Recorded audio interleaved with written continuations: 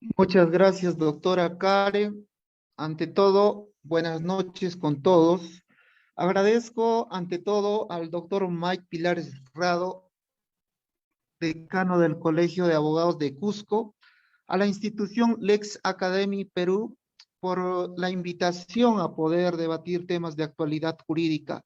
Y hoy día he propuesto al doctor Nilton Chambilla, promotor de la institución Lex Academy, un tema latente, un tema actual, un tema contemporáneo y que hace poco ha sido materia de regulación en el Código de los Niños y Adolescentes. En realidad no es una regulación, sino es una modificación, una aclaración y precisión a lo que corresponde a la tenencia compartida. La tenencia compartida que estaba regulada en el artículo 81 y siguientes ha sido modificada, digamos que bastante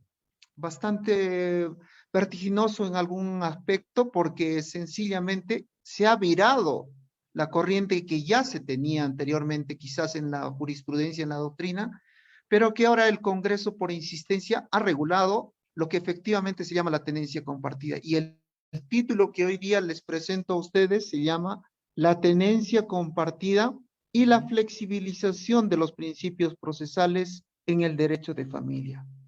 Definitivamente el 26 de octubre de este año marca un hito para todas las personas que estamos involucradas en el ámbito del derecho de menores. Tener esta misión de administrar justicia o coadyuvar en la administración de justicia es una responsabilidad de estar solventes en el tema académico, que estar sumamente preparados en el tema de la jurisprudencia, de los precedentes vinculantes, y sencillamente ver el tema de la administración de justicia como la tenencia compartida, los derechos de alimentos, las filiaciones, debe entenderse como un problema humano. Es por eso que los administradores de justicia tienen que ser solventes en el tema jurídico, solventes en el tema de analizar, de fundamentar sus resoluciones para resolver un caso de la realidad.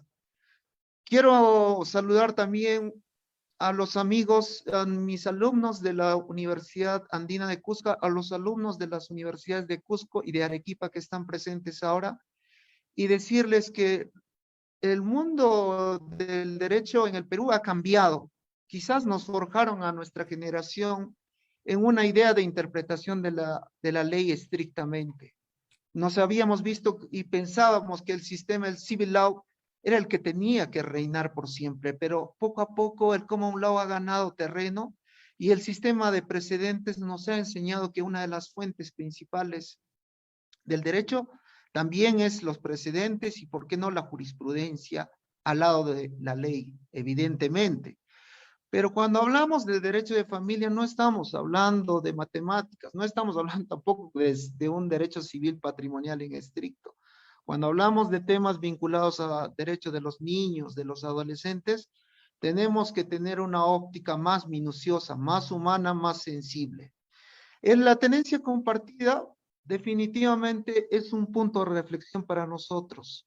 Ese 27 de octubre entra en vigencia la nueva disposición normativa referida a la tenencia compartida. Y con ello implica una serie de supuestos descriptivos en el artículo 81 y siguientes del Código de los Niños y Adolescentes. Quiero decirles que este código todavía data del año 2000 y cuando nació este Código de los Niños y Adolescentes no tomaba como referencia la tenencia compartida. Es todavía que tiene que llegar el año 2008 cuando recién se introduce la figura de la tenencia compartida, pero no es porque se tiene que decir declarativamente en las leyes, sino porque es labor del intérprete, es labor de la persona que administra justicia hacer una buena interpretación. Les digo a las personas que están involucradas en el derecho que lo principal es forjar buenos intérpretes, aunque existan malas leyes. Quizás la figura de la tenencia compartida no estaba regulada como debía ser, pero eso no implica que a un niño le podríamos haber otorgado una tenencia compartida para que los dos padres disfruten y apoyen a su niño y que también coadyuven en la educación, en la alimentación, conforme lo dice la Convención sobre los Derechos del Niño y también lo dice la Constitución Política del Estado en el principio de protección de la familia, del menor, del infante, y en el artículo 6 para remarcar que son derechos y obligaciones de los padres cuidar a los niños. Entonces, esta figura de la tenencia compartida parte inicialmente el año 2000 sin haber sido regulada. Luego el año 2008 es regulada, pero es regulada en una forma superficial, dejando mucha libertad a los administradores de justicia. Y peor todavía, imagínense, si la Administración de Justicia no ha aplicado desde esas modificaciones, imagínense cómo son las conciliaciones extrajudiciales, donde lamentablemente podría haber incluso conciliaciones inconstitucionales, contrarias a la Convención sobre los Derechos del Niño. Entonces, quiero iniciar esta ponencia señalando un problema jurídico, porque acá el tema se va a ver en dos campos, en un campo extraprocesal y en un campo netamente judicial. No siempre debemos recurrir al Poder Judicial. El Poder Judicial debe ser cuando no hay una situación de acuerdo, donde hay una situación extrema que se tiene que resolver, pero no es lo adecuado. Un niño no puede ingresar a un proceso judicial porque se estigmatiza. La misma Convención por los Derechos del Niño dice, evitemos que los niños vayan a proceso.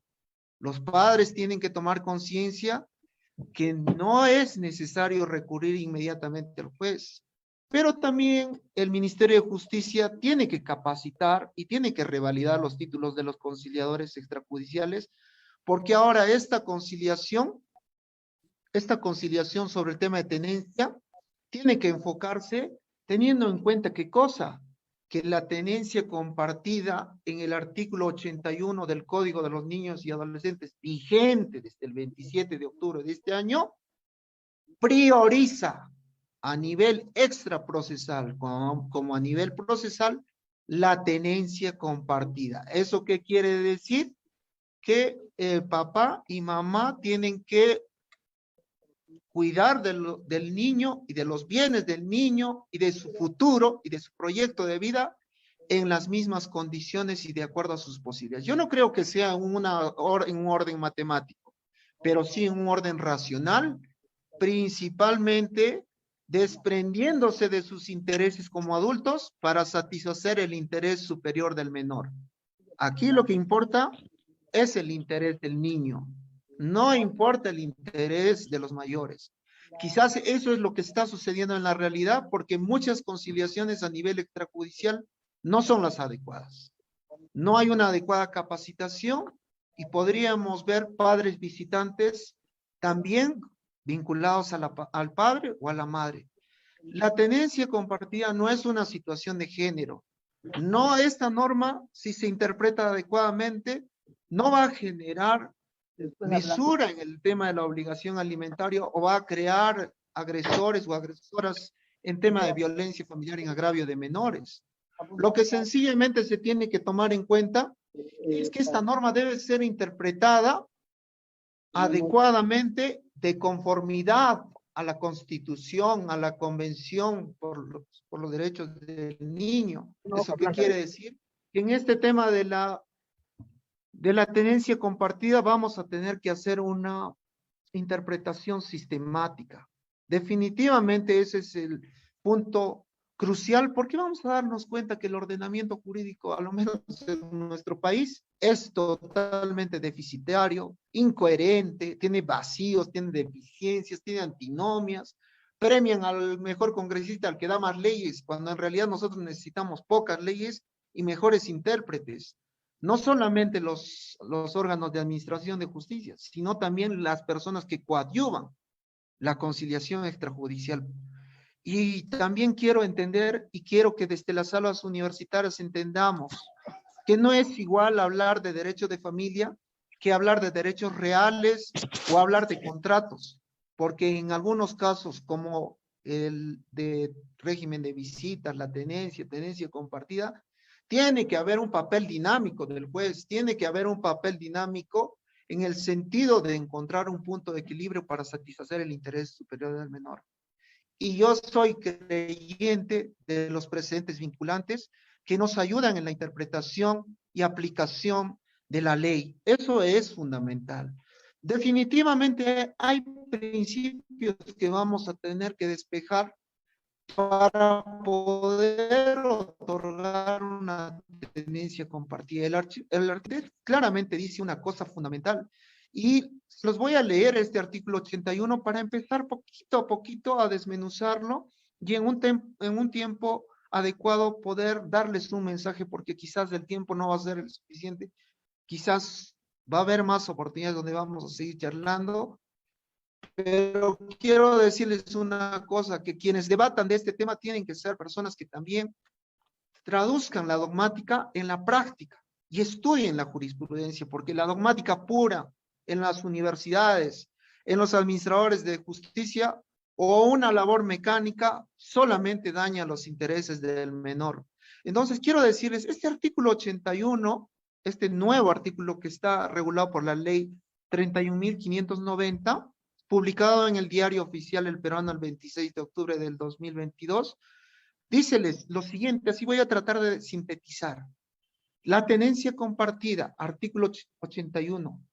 Este artículo deroga todas las figuras anteriores vinculadas a este tema y dice, cuando los padres estén separados de hecho, la tenencia de los niños y adolescentes es asumido por ambos padres. Si nos damos cuenta hasta ahí, la norma, la teleología, la finalidad de la norma es darnos una interpretación vinculada a una regla. La regla general ahora, cuando estén separados los niños, es una tenencia compartida. Siguiente, dice la norma, dice el dispositivo, excepto que no sea posible o resulte perjudicial para el menor. ¿Cuándo resultará perjudicial para el menor? Evidentemente ya adelantamos una interpretación cuando hay supuestos de suspensión de la patria potestad o pérdida de la patria potestad porque hay agresores de violencia familiar, violencia sexual, lesiones, homicidios, feminicidios. Definitivamente son excepciones donde ya no se puede dar estas figuras, ni la tenencia compartida, ni la tenencia, y en algunos casos quizás ni siquiera el régimen de visitas. ¿Sí? Dice lo siguiente, reglón siguiente, los padres de común acuerdo y tomando en cuenta el parecer del niño, que es algo que está regulado en la Convención sobre los Derechos del Niño, determinarán la forma de la tenencia compartida. De ser el caso, se formalizará una conciliación extrajudicial. Creo que el legislador, por insistencia, se ha dado cuenta que el problema de las regulaciones, de la resolución de conflictos familiares, está más en el lado extrajudicial que en el lado judicial, donde todavía existe rémora, existe un sistema escrito que ya fracasó, pero que de alguna medida trata de menguar las secuelas de un proceso. Pero lo que quiere decir aquí es que es fundamental tomar en cuenta el parecer del niño, la opinión del niño, pero no de una forma en la que yo he visto en algunas oportunidades por Meet, por vía virtual, donde está el papá o la mamá quizás generando una situación de disposición hacia la otra parte. Lo adecuado en estos casos es que se tome el parecer, la opinión del niño, pero en una cámara GESEL, en un ámbito privado, con psicólogo. Eso es importante. Y dice lo siguiente, renglón siguiente, dice, de no existir acuerdo, el juez especializado debe otorgar como primera opción la tenencia compartida, dictando las medidas necesarias para su cumplimiento, pudiendo, otra vez redunda la ley, excepcionalmente disponer la tenencia exclusiva a uno de los padres, salvaguardando en todo momento el interés superior del niño y adolescente. Quizás aquí es importante hacer una reflexión sobre este punto. Lo que en la práctica hemos visto, lo que hemos podido, porque todos los días resolvemos casos de niños y lo hacemos de manera muy analítica y reflexiva, es que el régimen de visitas termina debilitando la relación paterno-filial y lo que ocasiona es que lamentablemente los seres humanos somos seres de costumbre. Si tú le acostumbras a un niño a no tener papá, no lo va a extrañar, pero va a crear un vacío psicológico. En cambio, un adulto, cuando le acostumbras a no tener un hijo, se va a crear un ser humano irresponsable, con un vacío, pero quizás psicológicamente bloqueado, ¿sí? Entonces, yo creo que es una medida acertada del poder legislativo que haya aprobado por insistencia esta norma, esta disposición, porque la norma va a ser el resultado de una interpretación propia de nosotros, que son los hermeneutas del derecho, y creo que es acertado que lo hayan regulado de esta forma. Aunque haya defectos formales, quiero decirles una cosa, que está ahí la labor de nosotros, los que estamos involucrados en el derecho en general, de poder sacar una norma jurídica caso por caso, porque los hechos, las pruebas en cada caso son distintos. Entonces nadie puede decir que aquí vamos a aplicar las matemáticas o la aritmética. Definitivamente ustedes tienen que tomar en cuenta que cuando se trata de las tenencias, régimen de visitas, alimentos, hay determinados factores multidisciplinarios que se tienen que tomar en cuenta. Factores sociales, psicológicos, no solamente el niño, de los padres. Tenemos que ver conductas, tenemos que utilizar prueba indirecta, tenemos que utilizar prueba de oficio. El juez tiene que utilizar prueba de oficio. El papel del juez en el tema de la prueba tiene que ser diligente, tiene que ser un juez que tenga la labor de esclarecer los hechos, no vulnerando principios procesales, pero sí de alguna u otra forma teniendo un papel en el cual va a satisfacer el interés superior del menor, pero conjugando y concordando el debido proceso. Tenemos principios procesales como el de congruencia, iniciativa de parte, preclusión, eventualidad probatoria. Y tenemos reglas que van vinculadas a la formalidad, pero quiero decirles que en cuanto se refiere a la tenencia compartida, vamos a tener que entender que esta responsabilidad de asumir los dos padres el cuidado del niño tiene que ser en un marco de equilibrio, de razonabilidad, tomando en cuenta, como lo dice este nuevo artículo 84 de esta nueva ley, donde el juez va a tomar en el tema extraprocesal, perdón, en el tema procesal, va a tener que tomar en cuenta, pues, la edad del niño, con quién ha vivido más tiempo, teniendo en cuenta que hay las mismas responsabilidades, los mismos derechos que tienen tanto la mamá como el papá frente al menor. Va a tener que tomar en cuenta que esta norma también hay algo positivo, porque con el régimen de visitas en la anterior norma, ¿qué hacía una de las partes? Bloqueaba la relación directa con la familia materna o con la figura paterna. No conocía al abuelo paterno o a la abuela, al abuelo materna, o a los tíos del papá, o a los tíos de la mamá, o los hermanos de la mamá del papá. Esta forma de tenencia compartida creemos que es fundamental para que el niño pueda crecer en un ámbito sano, equilibrado, donde pueda conocer a su familia. Y cuando se habla de familia, no solamente es a sus papás, sino también a sus tíos, a sus abuelos, paternos, maternos. Es importante, como les decía, los factores que están regulados en el artículo 84 son sumamente trascendentales. Pero quisiera que esto se vaya difundiendo a nivel nacional y se vaya proscribiendo las declaraciones de los menores para tomar su opinión en un ámbito donde esté al lado del papá o de la mamá. Tiene que tomarse en una cámara GES, en un ambiente donde definitivamente se dé la espontaneidad del niño, porque tenemos figuras donde se pueda presentar una alienación parental. Y definitivamente tenemos que tomar en cuenta que en la tenencia compartida hay principios que se tienen que tomar en cuenta. La dignidad de la persona humana. Aquí vamos a tener que ponderar primero al niño, el interés superior del menor. La protección de la familia es importante. El principio de igualdad y no discriminación también va a ser algo latente. Perdón. Vamos a ver que aquí los instrumentos vinculados al Código de los Niños y Adolescentes, la Convención sobre los Derechos del Niño, vamos a ver normas vinculadas directamente al principio de especialidad, van a coadyuvar a que nuestras interpretaciones puedan desplegarse en ese ámbito sin dejar de lado que supletoriamente podemos aplicar el Código Civil, el Código Procesal Civil. Y cuando resolvamos una tenencia compartida, tenemos que entender qué cosa, que toda decisión debe ser razonable, debe ser proporcional, debe haber un ámbito de necesidad y debe de haber un ámbito de gradualidad en el sentido de que valoremos la psicología del menor, valoremos el tema de la psicología de los papás, valoremos cómo viven los papás, valoremos dónde trabajan los papás para darnos cuenta si efectivamente estamos en esas condiciones. Si bien el legislador nos dice, la regla es la tenencia compartida, les repito, el derecho de familia y el tema vinculado a la tenencia compartida no es absoluto, no estamos ante las matemáticas.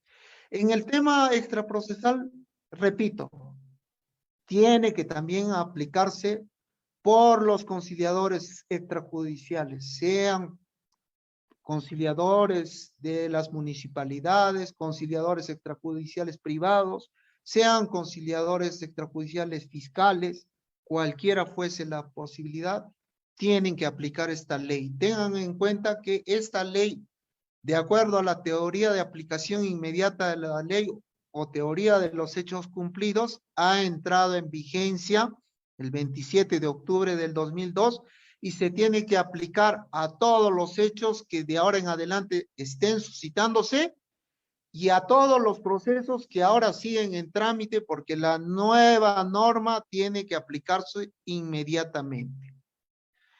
Voy a entrar un poquito ahora para poder analizar el tema del proceso. Lo que pasa es que los procesos bajo el sistema escrito han colapsado. Pienso que la segunda reforma que tiene que coadyuvar en el derecho de familia y que de inmediato, y si hay alguien que está vinculado a un congresista, sería estupendo, es implementar la oralidad en el ámbito del derecho de familia. Porque de nada sirve realizar todos estos cambios si no hacemos una innovación del sistema de administración de justicia en el derecho de familia. No podemos concebir que exista tenencias de 3 años donde todavía no se han resuelto, donde hay un niño que no ha visto a su mamá, donde hay un niño que no ha visto a su papá. Todos los niños tienen que interactuar con sus papás todos los días, porque si tenemos un mundo tan complicado, la solución es la familia. Sí, yo entiendo que muchos dirán, esta norma va en contra. No, esta norma entiendo desde una posición jurídica y desde una posición reflexiva, entiendo que va a consolidar más las familias, porque va a haber más responsabilidad, que puede trascender, puede tener repercusión en el tema de la asignación de alimentos, porque ahora, antes se estilaba que de repente a uno de los progenitores se le daba los alimentos y ahora se va a tener que de alguna forma equilibrar los gastos. Sí, pero hay que ver esto dentro siempre de un plano racional. Entonces, ¿qué pasa en el tema procesal? Tenemos un procedimiento específico regulado en el Código de los Niños y Adolescentes y que es de competencia del juez de familia. Pienso que aquí los principios procesales definitivamente vinculados a la congruencia, la iniciativa de parte, la preclusión, la eventualidad probatoria, la participación del juez, evitando formalidades innecesarias, y el iura novit curia, que el juez es el conocedor del derecho, son trascendentes.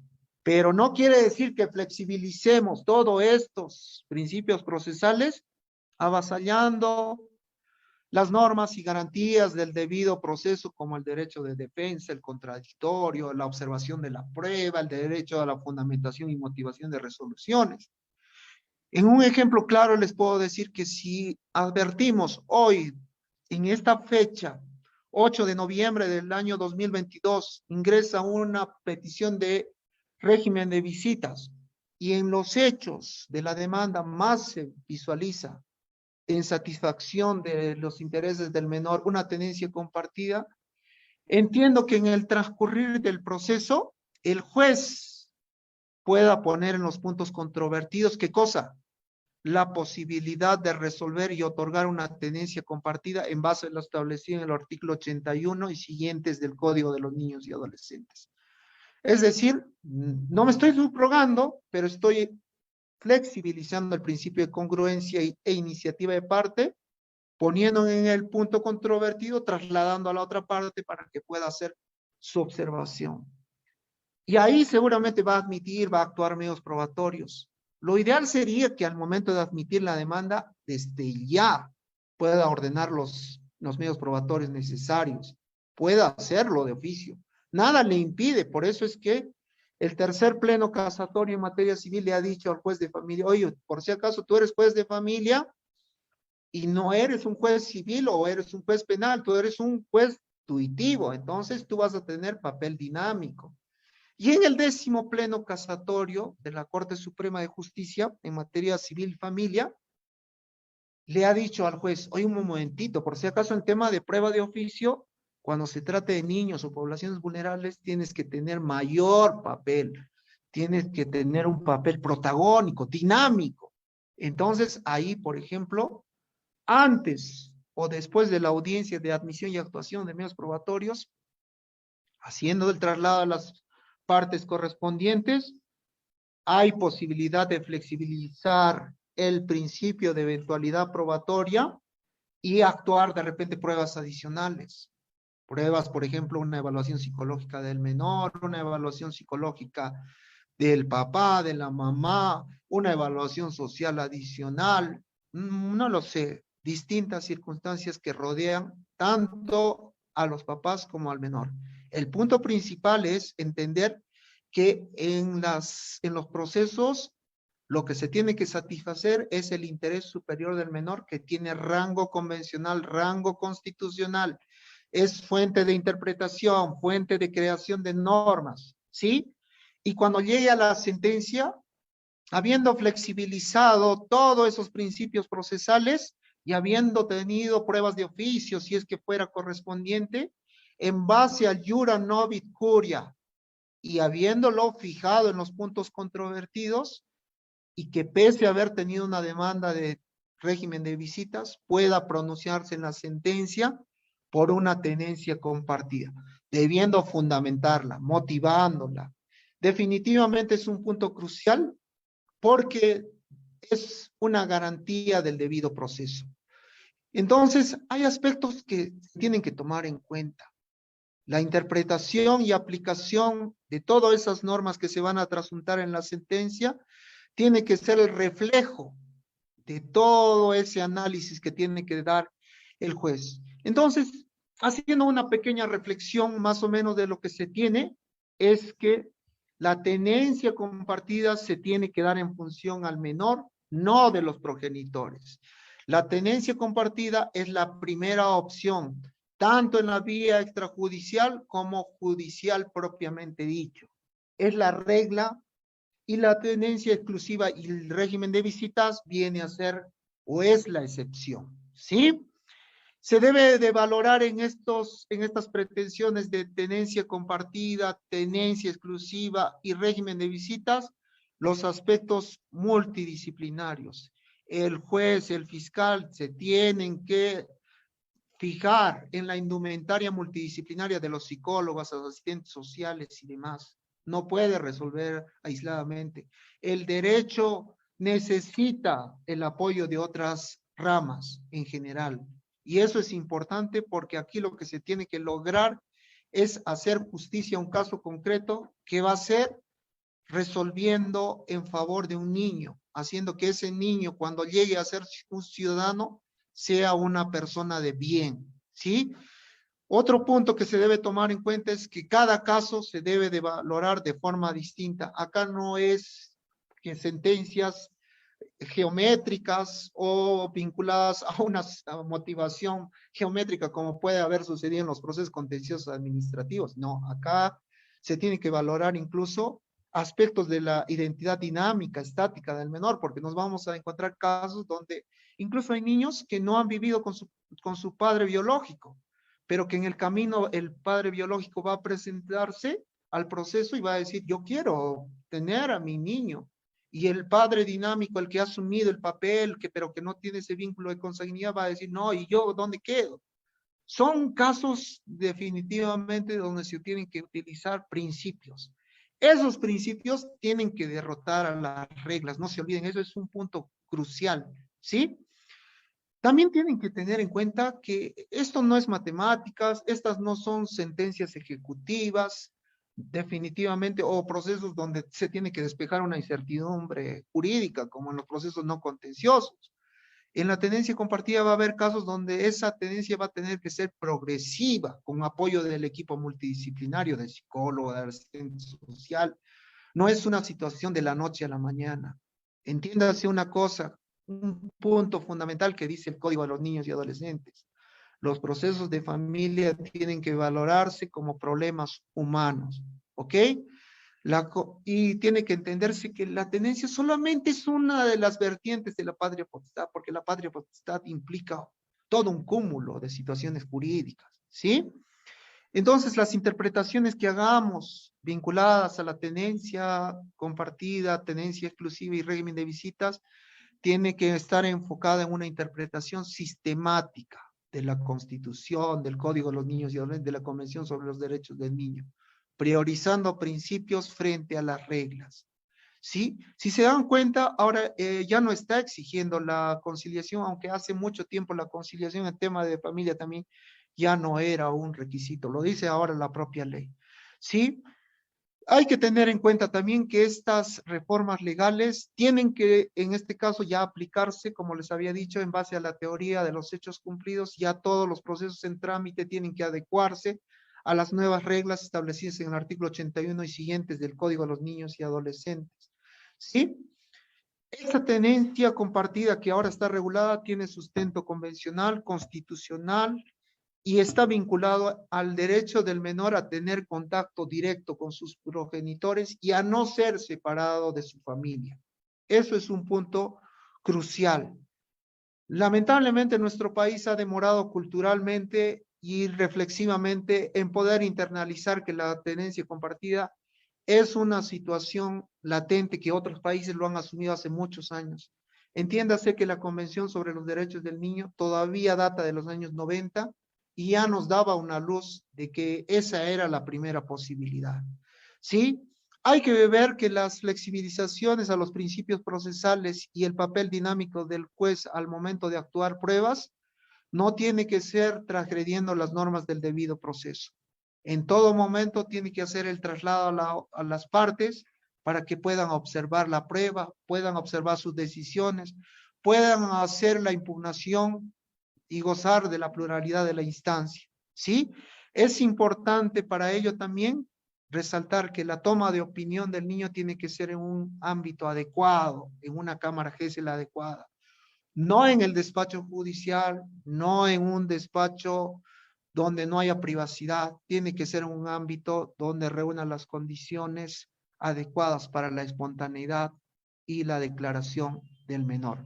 La conducta de los padres es un punto crucial en el proceso porque el juez tiene que valorar si han sido declarados rebeldes, si coadyuvan con el esclarecimiento de los hechos, entre otros aspectos fundamentales. ¿Pueden tomar en cuenta prueba indirecta, sucedáneos de medios probatorios? Sí, porque es una situación que se presenta a diario donde va a haber padres que obstruyan la vinculación entre niños y sus progenitores. Hay una iniciativa que la vi en internet muy interesante, donde decía que de la mano del registro de deudores alimentarios también se debería crear un registro de padres que obstaculizan la relación con sus menores hijos. Es una situación que se tiene que hacer un filtro de constitucionalidad y ver la efectividad para coadyuvar a los procesos. Eso es fundamental, ¿sí?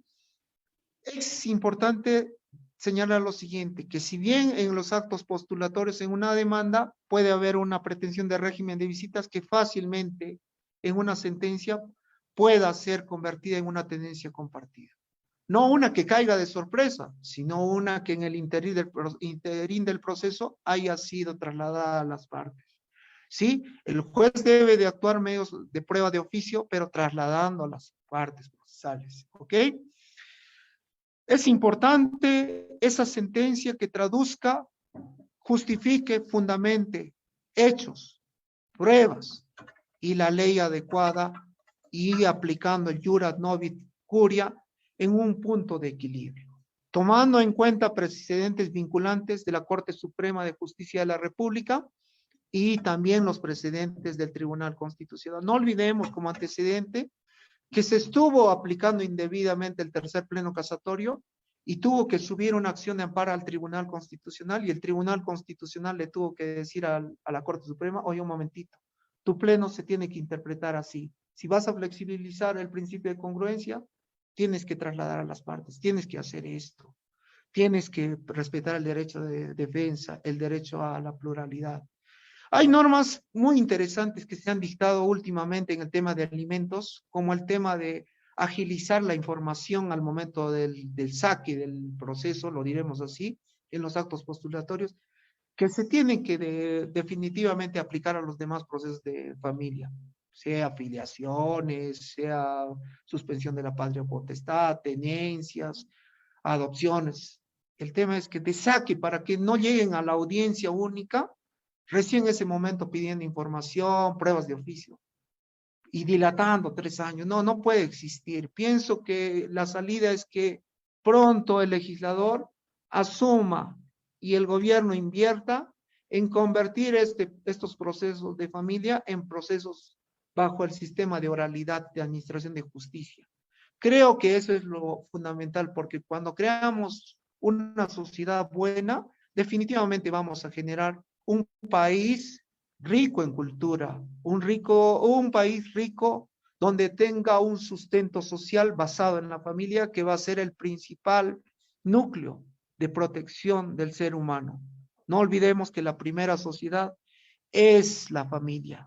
Y en este caso creo que esta norma es providencial, que tiene que ser interpretada bajo ese contexto. Yo les agradezco por la atención a todos ustedes.